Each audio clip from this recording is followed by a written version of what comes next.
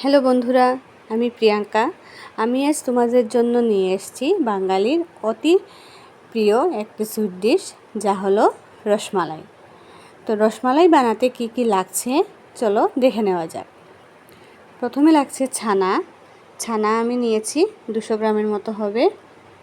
তারপর নিয়েছি 4টে ছোটো এলাচ, কাঠবাদাম, কাজু বাদাম,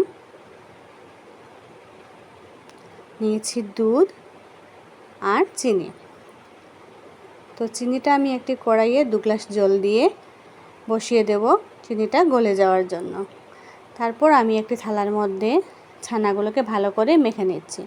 ছানা মাখাটা খুব স্মুথ হতে লাগবে, তখন গিয়ে মিষ্টিটা খুব ভালো হবে। তো হাত দিয়ে ভালো করে মেখে নেওয়ার পর আমি 2টো লিচি বানিয়ে নিচ্ছি। আর লিচিগুলোকে ছোটো ছোটো হাতের সাহায্যে ছোটো ছোটো পিস করে নিচ্ছি। তারপর 2 হাতের সাহায্যে হাতের তালুর মধ্যে রেখে এই লিচিগুলো থেকে যে ছোটো ছোটো পিস করেছিলাম ওইটাকে বলের আকারে শেপ দিয়ে দিচ্ছি। তারপর আমি কড়াইয়ের মধ্যে এগুলো একটা একটা করে দিয়ে দিচ্ছি।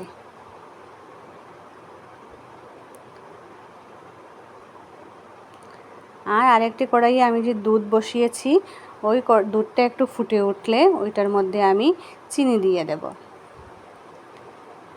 চিনি দিয়ে দুধটাকে একটু ঘন করে নেব।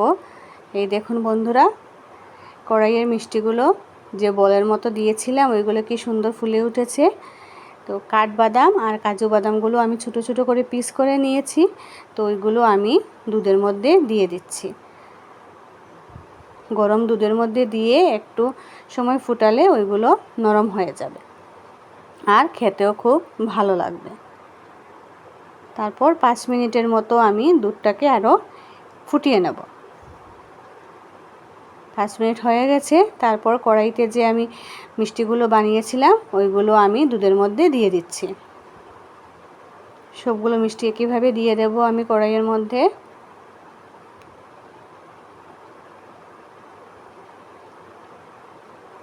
দিয়ে আমি 10 মিনিটের মধ্যে আবার ফুটিয়ে নিলাম।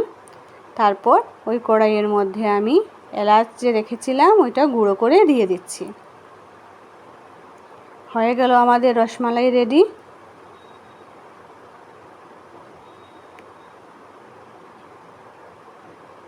এখন আমি রসমালাইগুলো একটি বাটিতে নামিয়ে নিচ্ছি।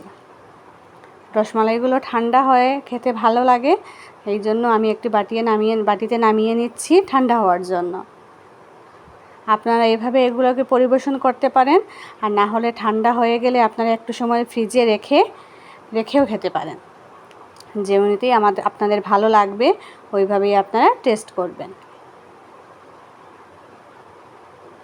আর আমাকে কমেন্টসের মাধ্যমে জানাবেন রসমালাইগুলো খেতে কীরকম হয়েছে। আপনারা ঘরে বানিয়ে আমাকে কমেন্টসের মাধ্যমে জানাবেন।